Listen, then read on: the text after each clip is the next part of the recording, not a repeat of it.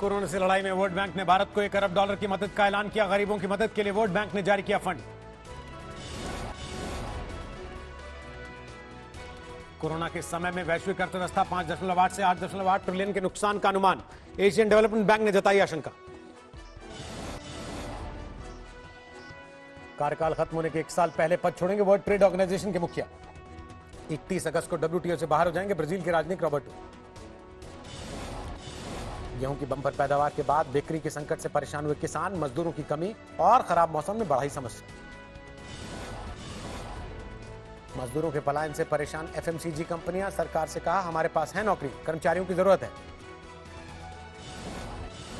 Australia की दूसरी सबसे बड़ी एयरलाइन वर्जिन ऑस्ट्रेलिया की नीलामी में भाग लेगी इंटरग्लोब एंटरप्राइजेस। इंडिगो में साझेदार है कंपनी।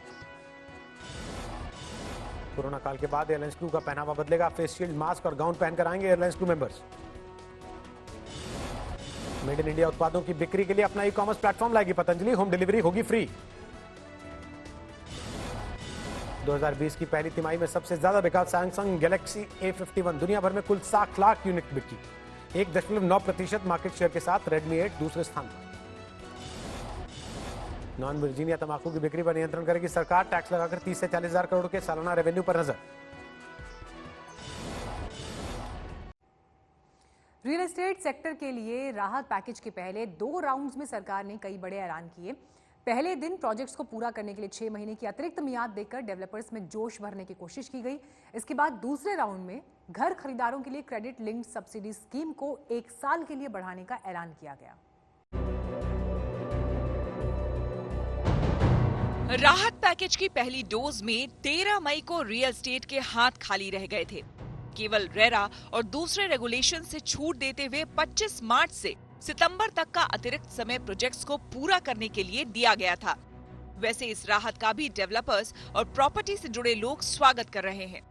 जो आज स्टेप लिया है 6 महीने एक्सटेंड करने का डेडलाइन की रेरा की, आई थिंक बहुत ही ज्यादा इंपॉर्टेंट स्टेप है रियल एस्टेट सेक्टर के लिए। इससे कॉन्फिडेंस बूस्ट होता है कस्टमर्स को भी, डेवलपर्स का भी कि गवर्नमेंट उनके साथ खड़ी है। जो NBFC की लिक्विडिटी इंप्रूव की गई है उसका direct impact real estate developers की लिक्विडिटी पे भी पड़ेगा। उनके पास लिक्विडिटी ज्यादा आएगी। डेवलपर्स के लिए मियाद में होने वाली ये बढ़ोतरी लॉकडाउन के नुकसान की भरपाई करने में मददगार हो सकती है।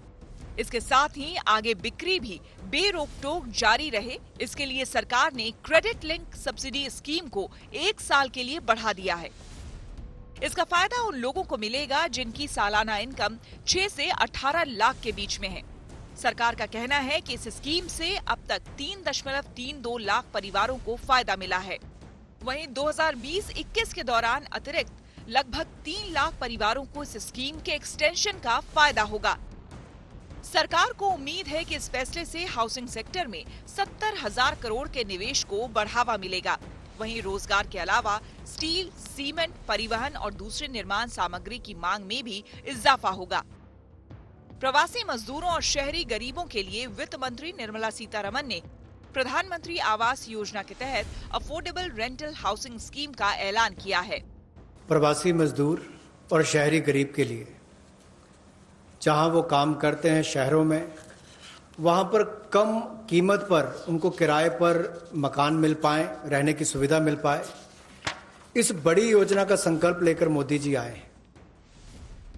लेकिन डेवलपर्स को लगता है कि सरकार ने अभी भी GST समेत कई मुद्दों की अनदेखी की है। मैं रियल एस्टेट की तरफ से बात करूं तो हमारी जो डिमांड थी, जो फाइनेंस मिनिस्टर को जो हम कहना चाहते हैं, इसमें उनको कुछ इस तरीके से गाइडलाइन लानी चाहिए कि आने वाले कुछ पीरियड में जो GST है रियल एस्टेट पे, उसकी दर को कुछ कम किया जाए। क्योंकि अल्टीमेटली जब भी हम मटेरियल कोई भी परचेज करते हैं उस पर तो GST पे करके ही आते हैं। अब जो मार्जिन वाला पोर्शन पे उस पर अगर GST खत्म हो जाएगा तो अल्टीमेटली वो बायर से भी कम लिया जाएगा। कि जो होम लोन है वो अपने लास्ट 10 साल के सबसे लोअर रेट पे है।